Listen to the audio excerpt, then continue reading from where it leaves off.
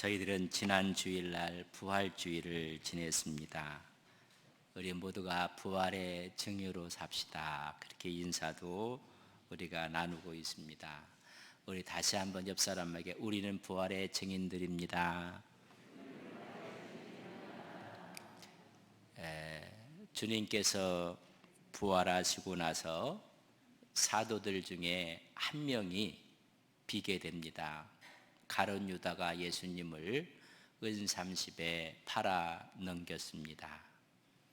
11명의 제자들이 한 사람을 벗어나기 위해서 조건이 무엇일까? 성경은 한 사람 가룟 유다 대신에 선출한 제자의 조건이 성경에 이렇게 기록되어 있습니다. 사도행전 1장 22절에 보면 항상 우리와 함께 다니던 사람 중에 하나를 세워 우리가 더불어 예수께서 부활하심을 증언할 사람이 되게 하여야 하리라. 이 부활을 증언할 사람, 여러분, 그래서 마띠아를 뽑아서 12명의 사도로 이제는 하나님의 부활을 증거하게 됩니다. 이 마띠아가 조건이, 기준이 뭐냐면 부활 증거입니다. 초대교회에서 가장 큰 복음의 능력을 전할 때 예수님의 부활을 전합니다. 이 예수님의 부활을 전하다가 첫 번째로 순교한 사람이 있습니다. 스데반 집사입니다. 그의 설교 가운데 구약의 말씀을 쭉 이어가면서 마지막 유대인들에게 너희들이 의인을 잡았다, 너희들이 살인했다, 누구를? 메시아를 죽였다고 설교를 합니다. 그 죽은 예수를 하나님이 다시 살리셨다. 여러분, 스데반의 핵심은 예수님의 부활이었습니다. 이 이야기를 전하자 유대인들이 화를 내며 여러분 돌을 던졌습니다. 그래서 돌에 맞아 순교한 사람이 스데반 집사입니다. 그 돌을 맞을 때 하늘문이 열리는 것을 봅니다. 하나님의 영광을 바라보고 하나님 보좌 우편에 서신 예수님을 바라봅니다. 너무나 영광스러운 주님의 보좌 우편에 서신 모습을 보고 자기를 돌로 치는 사람들을 위해서 기도합니다. 저들에게 죄를 돌리지 마옵소서. 주님께서 십자가상에서 기도했듯이 여러분 기도하는 스데반의 모습입니다. 성서는 가리켜서 그의 얼굴이 천사의 얼굴 같았더라라고 표현하고 있습니다. 여러분, 순교하는 마지막 순간이 스데반은 천사의 얼굴처럼 빛났다는 것입니다. 예수님의 부활을 증언하다가 여러분 첫 번째 순교한 스데반 집사입니다. 이 일로 인해서 큰 박해가 예루살렘에 여러분 덮치게 되었습니다. 이 박해를 피해서 예루살렘을 떠나는 사람들이 있었습니다. 사도행전 8장 1절에 보면 그날에, 순교했던 그날, 예루살렘에 있는 교회에 큰 박해가 있어 사도 외에는 다 유다와 사마리아 모든 땅으로 흩어지니라. 더 박해가 심해져서 여러분 유대인 기독교인들이 로마 제국에 있는 각 도시들로 흩어져 나가기 시작했습니다. 이것을 우리는 디아스포라라 이야기를 합니다. 흩어져 나갔던 사람들이 각 지역에서 믿음으로 살고 있었습니다. 이때 흩어나가 있는 유대인 기독교인들에게 공식 서한을 쓴 것이 야고보서입니다. 주님께서 죽으시고 부활하시고 승천하신 지 채 20년이 되지 않는 상황이었습니다. 야고보는 50년 전후에 쓰여졌다고 합니다. 채 20년이 되지 않았을 때 흩어져 나갔던 유대인 그리스도인들에게 격려하며 그들이 지켜야 될 복음의 핵심을 말하며 행함을 강조하고 있는 모습을 우리는 야고보에서 볼 수 있습니다. 그래서 신앙의 윤리, 신앙의 삶에 관한 잠언서적 말씀인 것입니다. 신앙인들은 이렇게 살아야 한다. 그래서 행함을 강조하고 있습니다. 예루살렘의 초대 감독이었던 주의 형제 야고보가 흩어져 간 유대인 기독교인들에게 편지를 쓴 것입니다. 야고보서 1장 1절에 보면 하나님과 주 예수 그리스도의 종 야고보는 흩어져 있는 12지파에게 문안하노라. 그것을 각지로 흩어져 나간 신앙을 지키고자 나갔던 사람들, 유대인 기독교인들에게 편지를 썼습니다.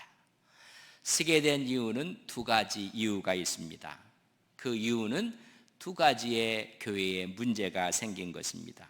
외적으로는 오히려 유대인 동족으로부터 핍박이 오는 것입니다. 유대교에서 기독교로 개종한 사람들에 대한 유대인, 자기 동족에 대한 핍박. 두 번째는 그들이 뜨거운 열정을 갖고 부활을 증거하지만은 신앙이 성숙되지 못했습니다. 예수 믿고 구원받았다고 했는데 구원받은 삶의 모습이 없습니다. 다시 말하면 그들이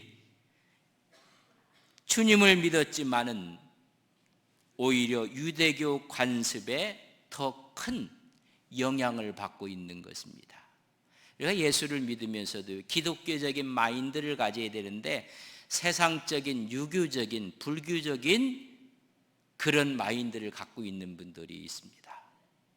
그러니까 이들은 주님을 믿고 있지만은 유대교적인 전통에 더 큰 영향을 받고 있어서 참된 신앙의 모습이 드러나지 않는 것입니다.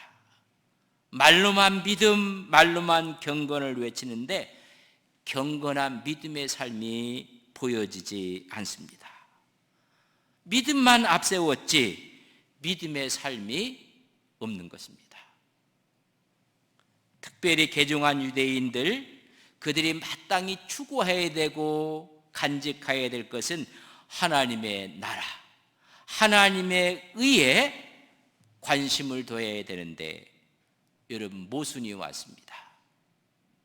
오히려 자기의 일신의 문제로 세상적인 것을 추구하고 믿음의 모습이 보여지지 않았다는 것입니다. 전국을 다니며 전역을 다니며 장사하기만 바빴습니다. 오히려 재물을 축적하는데 더 많은 그들의 삶의 영역 가운데 그러면서 자연스럽게 신앙은 등한히 하고 말았습니다. 여러분, 우리의 문제는 외부에서 핍박이 오고 외부에 적이 생기면 내부는 하나가 되는 것입니다. 오히려 외부에 핍박이 오면 교회는 하나로 뭉쳐서 기도하게 되고 결속하게 됩니다. 그러나 정말 문제는 내부의 문제입니다. 그들은 신앙을 지키기 위해 나왔는데 신앙의 삶이 없는 것입니다. 신앙의 모습이 보여지지 않았다는 것입니다. 늘 말씀을 드리지만은 우리가 예수님을 잘 믿는다고 하면서도 삶의 형태를 가만히 보면 기독교적인 마인드가 아닌 사람들이 너무 많습니다. 헐버트 선교사가 그래서 우리나라의 신앙의 심성을 가만히 살펴보면 기독교는 기독교 같은데 유교적 기독교를 믿고 있습니다. 교회는 귀한 직을 하라고 해서 직분을 줬는데 직분이 높낮이가 있는 것처럼 생각하는 자체부터 여러분 유교적 기독교입니다. 잘 믿는다고 생각했는데 그 사람의 내세관을 가만히 보면 불교적 내세관입니다. 우리가 뭐 크게 한 것이 있어야죠.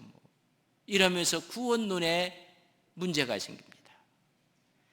그리고 어떤 사람에게 환난이 오고 고난이 오고 아픔이 오고 이렇게 오면 그 고난도 하나님이 주신 것으로 생각하며 이겨야 되는데 샤머니즘적 기독교로 바뀌어버립니다. 뭘 해야 되는 것처럼 여러분, 그것처럼 이 우리가 신앙을 갖는 사람들이 간직해야 될 것은 신앙의 모범을 보여주지 못했던 그들의 모습 가운데 내부에 이런 문제가 있었던 것입니다. 오늘 우리의 문제도 외부에서의 문제가 아니라 신앙을 갖고 있는 우리 모습 속에 신앙인의 모습이 보여지지 않는 것입니다. 베드로전서 5장 3절에 보면 맡은 자들에게 주장하는 자세로 하지 말고 양무리의 본이 되라. 먼저 믿는 사람들이 양무리의 본이 되는데 신앙의 본이 되지 않는 것입니다. 그의 행실을 보고 본받으라고 이야기했고 영생을 얻을 자들에게 본이 되라고 말씀을 했으며 심지어 바울은 내가 예수님을 본받은 것처럼 너희들은 나를 본받았으면 좋겠다. 근데 본받을 만한 신앙이 없다는 것입니다. 오늘 우리의 모습도 마찬가지입니다. 설교를 준비하면서 본받을 만한 목사가 있는가? 목사는 있는가? 정말 본받을 만한 신앙의 장로님은 계신 것인가? 정말 본받을 만한 지도자는 있는 것인가? 본받을 만한 정치인은 있는 것인가? 정말 우리가 본받아야 할 판검사는 있는 것인가? 우리의 선생은 있는 것인가? 오늘 이들이 디아스포라로 나가서 본받을 만한 모습이 없는 것입니다. 구약의 요셉은 미움을 받고 형들을 인해서 팔려가고 모함을 당해서 감옥에 들어가고 그런 수많은 고생과 아픔과 고통을 다 겪었고 그는 끝내야 그의 꿈을 이루서 국무총리가 됐을 때 자기를 판 형님들이 왔을 때 그들은 두려워하고 있었습니다. 요셉은 말합니다. 형님들이 나를 팔았다고 두려워하지 마십시오. 형님이 나를 팔은 것이 아니라 하나님이 나를 형님들 앞서 보낸 것입니다. 여러분, 해석이 기독교적인 해석을 한 것입니다. 두려워 마십시오. 하나님이 하신 것입니다. 다니엘의 친구들은 신상 앞에 절하지 않으므로 풀무불에 들어갔을 때 그들은 말합니다. 하나님이 나를 구해 주실 것입니다. 그리 아니하실지라도 신상 앞에 절하지 않겠습니다. 신앙인의 절개는 바로 이런 것입니다. 하박국 기자는 모든 것이 갖추어졌을 때 감사하는 줄 알았는데 이제 모든 것이 없을지라도 주님이 그리하시 아닐지라도 하나님을 위해서 감사하겠다고 이야기를 합니다. 여러분, 기독교의 모습을 우리에게 보여주고 있습니다. 근데 이런 어려운 가운데 신앙의 모습을 찾아볼 수 없는 흩어져 나간 디아스포라에게 잠언 같은 말씀을 야고보가 주고 있는 것입니다. 오히려 고난이 우리의 유익이라는 사실을 깨달아야 함을 알려주는 것입니다. 시편 119편 71편에 보면 고난당한 것이 내게 유익이라 이로 말미암아 내가 주의 율례를 배우게 되었나이다. 그 고난이 오히려 감사가 되고 은혜가 되고 주의 법을 깨닫게 되었다고 말씀하고 있는 것입니다. 많은 사람들이 고난이 오면 기독교적인 기독교의 모습을 보여줘야 되는데 샤머니즘적인 기독교의 모습이 드러난다는 것입니다. 여러분, 고난이 오히려 우리에게 소망을 이룬다는 사실을 알기에 고난이 와도 끌어안고 우리는 기도하는 믿음의 종들이 되시기를 주님의 이름으로 간절히 바랍니다. 믿음으로 받으면 버릴 것이 하나도 없습니다. 로마서 5장 3절과 4절에 보면 다만 이뿐 아니라 우리가 환난 중에도 즐거워하나니 이는 환난은 인내를, 인내는 연단을, 연단은 소망을 이루는 줄 알미로다. 다 하나님이 하신 것입니다. 하나님이 먼저 보내신 것입니다. 그리 아니하실지라도 그 믿음과 신앙을 지키겠다는 결의가 있는 것입니다.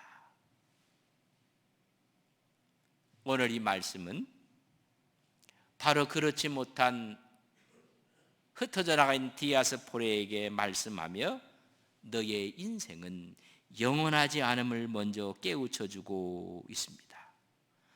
우리 인생은 영원하지 않습니다.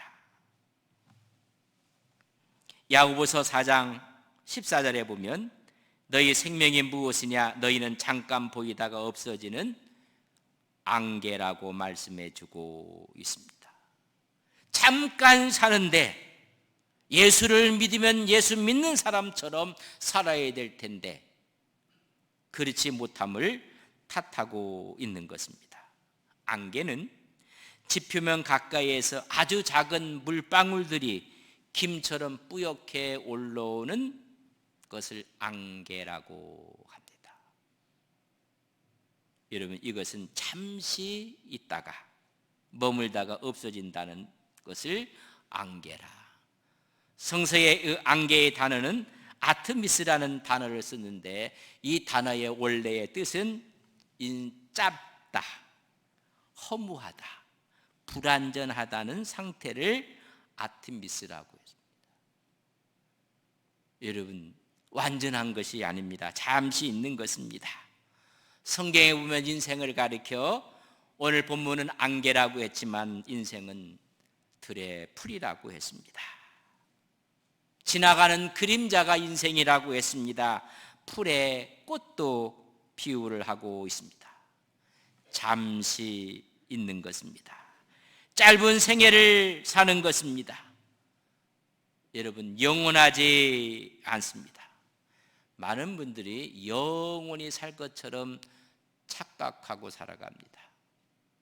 인생은 안개입니다. 영원히 살려고 발부둥쳤던 사람들이 있습니다. 중국의 진시 황제는 죽지 않으려고 풀로초를 구했다는 것을 우리는 너무나 잘 알고 있습니다. 진시 황제가 몇 살에 죽었는지 아십니까?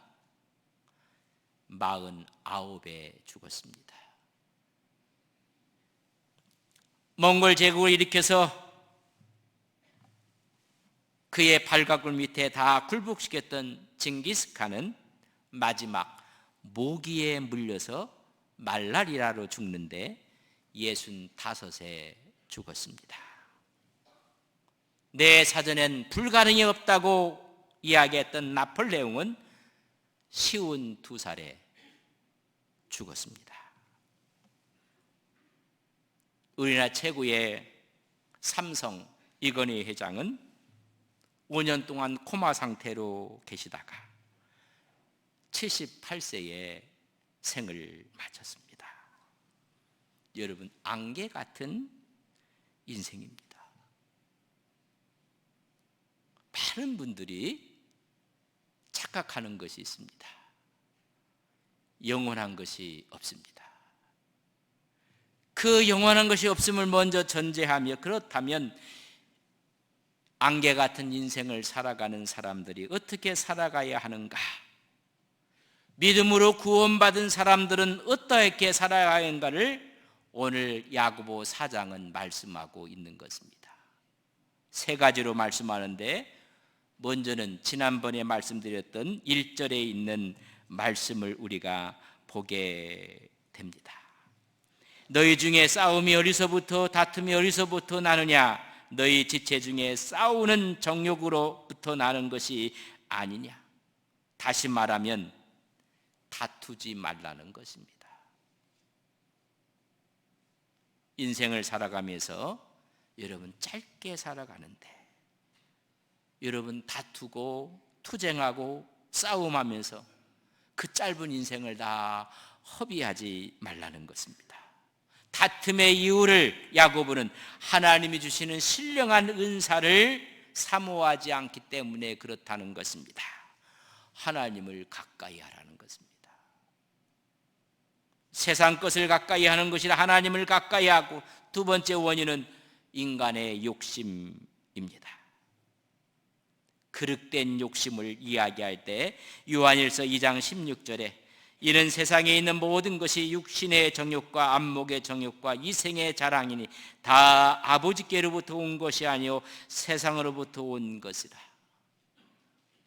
세상 것들을 사랑하기 때문에 그렇습니다.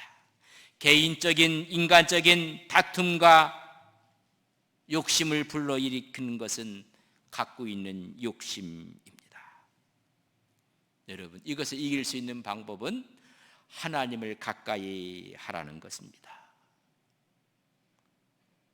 여러분, 하나님을 가까이 하다 보면 세상적인 욕심은 뒤로 물러가게 되어 있습니다. 마귀를 대적하고 하나님을 가까이 하라. 하나님을 가까이 하게 되면 사랑과 공의와 용서와 용납과 하나님의 의로움 앞에 가까이 갈 때 나도 모르는 순간 인간적인 욕심들이 하나둘 다 물러가게 되는 것입니다. 그래서 주 앞에서 낮추라, 겸손하라는 것입니다. 잘못이 있을 때마다 회개하라는 것입니다. 하나님 앞에 수직관계가 잘 이루어졌을 때 인간과 인간 수평관계는 아름답게 이루어지는 것입니다. 오늘 야고보 기자의 눈에는 하나님과의 관계가 설정이 잘못되어져서 다툼이 일어나고 있다는 것입니다. 두 번째는 오늘 본문에 있는 말씀입니다. 11절에 보면 형제들아 서로 비방하지 말라. 형제를 비방하는 자나 형제를 판단하는 자는 곧 율법을 비방하고 율법을 판단하는 것이라. 내가 만일 율법을 판단하면 율법의 준행자가 아니요 재판관이로다. 서로 비방하지 말라는 것입니다. 짧은 인생을 살아가는데 비방하다 아름다운 시간들을 다 놓치고 만다는 것입니다. 텔렐레오라는 단어를 썼는데 이 단어는 다른 사람을 대적하여 말한다 그런 말입니다. 다시 말하면 다른 사람을 이야기할 때 부정적으로 말하는 것을 이야기합니다. 우리 국어사전의 뜻은 헐뜯고 비난하여 말함을 비방이라고 했습니다. 이 사실이 진실이든 진실이 아니든 타인에게 불리한 말을 하는 것이 비방입니다. 여러분, 판단하지 말아야 되고 비방하지 말아야 합니다.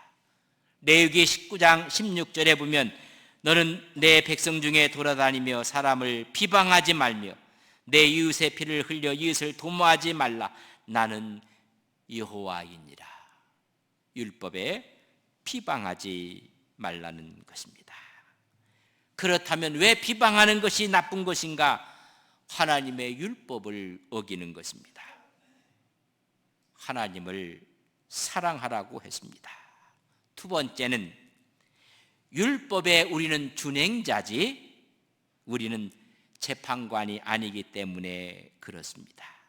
11절 보면 만일 율법을 판단하면 율법의 준행자가 아니요 재판관이로다. 우리는 율법을 지킬 사람들이지 율법의 재판관이 아니라는 것입니다.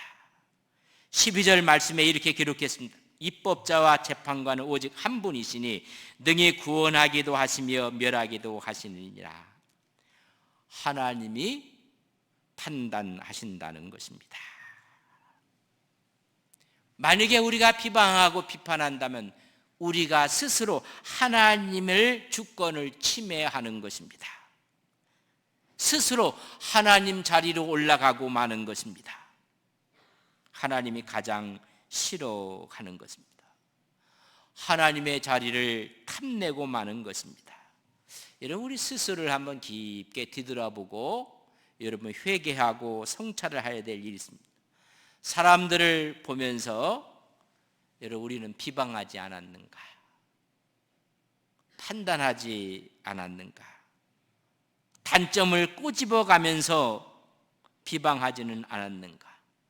여러분, 사람은 장점만 있는 사람 없습니다. 거기에 단점이 또 있습니다.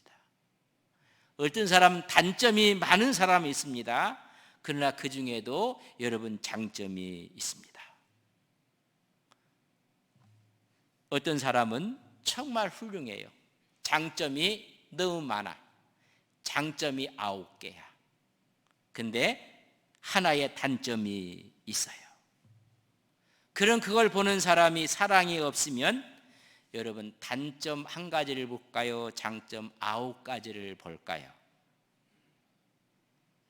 여러분이 빨리 대답을 하셔야지 예배가 끝날 수가 있어요. 장점이 9개가 있어요. 근데 단점이 하나가 있어. 여러분, 사랑이 없는 사람 뭘 볼까요? 단점 하나를 끄집어내서 이야기를 합니다. 어떤 사람은 단점이 9가지야, 단점이. 근데 한 가지 장점이 있어요. 근데 그 사람을 너무너무 사랑해요. 단점 9가지를 볼까요? 장점 1가지를 볼까요? 여러분, 사랑과 미움은 천지 차이입니다. 내가 사랑하면 여러분 단점이 많아도 안 보여. 내가 미워하면 아무리 장점이 많아도 안 보여. 운동회를 하는데 전교 학생들이 막 운동회장으로 들어오는데 왼발 하는데 딱 봤더니 자기 반아이가, 우리 자녀가 다닌 반아이가 들어오는데 딱 보니까 왼발 하는가 오른발하고 왼발하고 딱 보니까 한 사람이 틀려요. 왼발 할 때 오른발을 내딛는 애 하나가 틀려요. 근데 그의 어머니가 딱 보니까는 아이고 우리 애만 맞는다, 우리 애만. 무슨 말인지 아시겠어요? 다른 사람 다 오른발 하는데 자기 아들만 왼발 하니까 우리 애만 맞고 나머지가 다 틀리다는 거예요. 여러분, 우리에게 그 사랑이 얼마나 위대한지 아십니까? 잠시 살아가는 인생인데 비방하지 말라는 것입니다. 비난과 비방이 있을 때 남의 말에 너무 신경 쓰지 마시라는 것. 하나님이 알아주시면 좋가리. 하나님이 알아주시면. 세 번째는 이야기합니다. 자랑하지 말라는 것입니다. 16절에 보면 이제도 너희가 허탄한 자랑을 하니 그러한 자랑은 다 악한 것이니라. 물질 자랑하지 말라는 것입니다. 세속적인 가치관을 따라 사는 사람들, 물질을 자랑하는 사람들에 대한 이야기입니다. 온통 자신의 계획에 따라 확신 갖고 자기 미래를 계획하는 사람. 13절에 오늘 본문에 이렇게 기록했습니다. 들으라, 너희 중에 말하기를 오늘이나 내일이나 우리가 어떤 도시에 가서 거기서 1년을 머물며 장사하여 이익을 보리라 하는 자들아. 그거 자랑하지 말라는 것입니다. 신앙은 등한시하고 물질적이고 인간 중심적인 물질의 자랑을 하지 말라는 것입니다. 종종 그런 이야기를 하게 될 때가 있습니다. 이제는 교회에 오셔서 신앙생활 하시죠. 그렇게 이야기하면 아유, 너무 바쁩니다. 너무 바쁩니다. 사업이 좀 덜 바쁘면 제가 나가지요. 그리고 사업을 자랑하고 바쁨을 자랑하고 그럴 수 있어요. 여러분, 내일이 우리의 시간인 줄 아십니까? 성서는 우리에게 말합니다. 14절, 내일을 너희가 알지 못하는도다. 너희 생명이 무엇이냐? 너희는 잠깐 보이다가 없어지는 안개니라. 내일 아니에요. 불확실성입니다. 여기서 내일을 염려하지 알지 못한다라는 이 내일은 아우리온이라는 단어를 썼습니다. 이 단어의 뜻은 미래를 이야기하는 것입니다. 미래를 총칭할 때 내일 아우리온이라고 했습니다. 오늘 다음에 꼭 내일을 의미하는 게 아닙니다. 우리는 미래를 알지 못합니다. 근데 이 신앙인들이 디아스포라가 상인들과 같이 하나님을 믿는 걸 등한히 하고 자신의 계획만 세우고 있던 모습을 보게 되는 것입니다. 그러면서 물질을 자랑하고 있는 것입니다.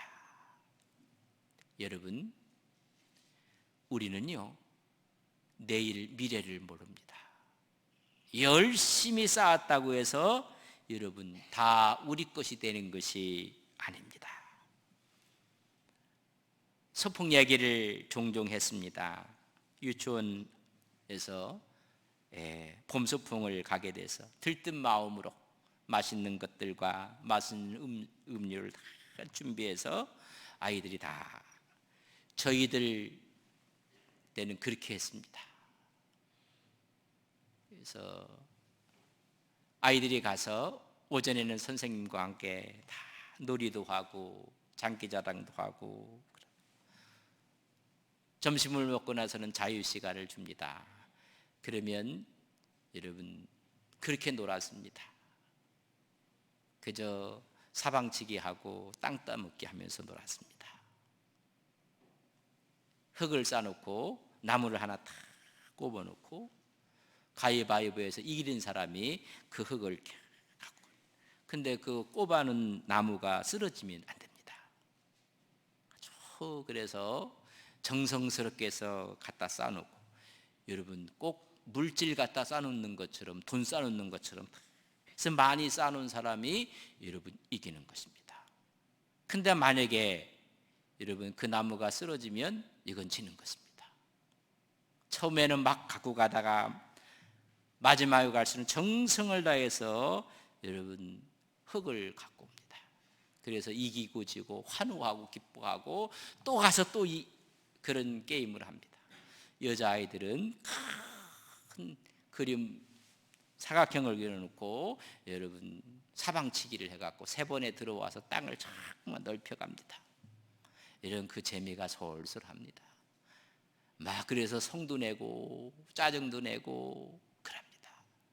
한참 열을 내고 있을 때 선생님이 휘슬을 불면서 얘들아 가자. 네 땅 내 땅 없습니다.